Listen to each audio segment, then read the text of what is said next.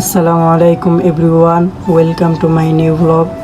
Guys, আজকে আমরা রান্না করতেছি পাস্তা, তাই ভাবলাম আপনাদের সাথে শেয়ার করি। তো আমরা আগেই পাস্তাটা সিদ্ধ করে রেখেছিলাম।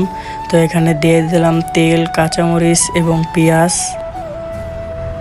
তো এখন আমরা দিয়ে দিচ্ছি চিকেন, অক্টোপাস, তার সাথে চিংড়ি মাছ। তো এখন মশলা এবং চিকেনগুলো আমরা একসাথে নাড়াচাড়া দিচ্ছি।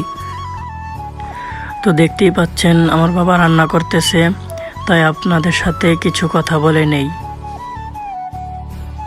তো যারা যারা আমাদের ভিডিওটি দেখতেছেন, লাইক, কমেন্ট, শেয়ার এবং আমাদের পেজটি ফলো করে দিবেন। তো আপনাদের সাথে কথা বলতে বলতে এখন আমার বাবা দিয়ে দিচ্ছে মটর সেই।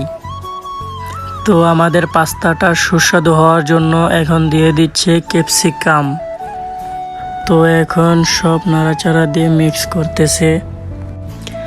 তো দেখতে পাচ্ছেন এখন দিয়ে দিচ্ছে পাস্তা। তো আমাদের রান্নাটা এখন শেষ পর্যায়ে, তাই একটু ভালোভাবে নাড়াচাড়া দিয়ে নিচ্ছি।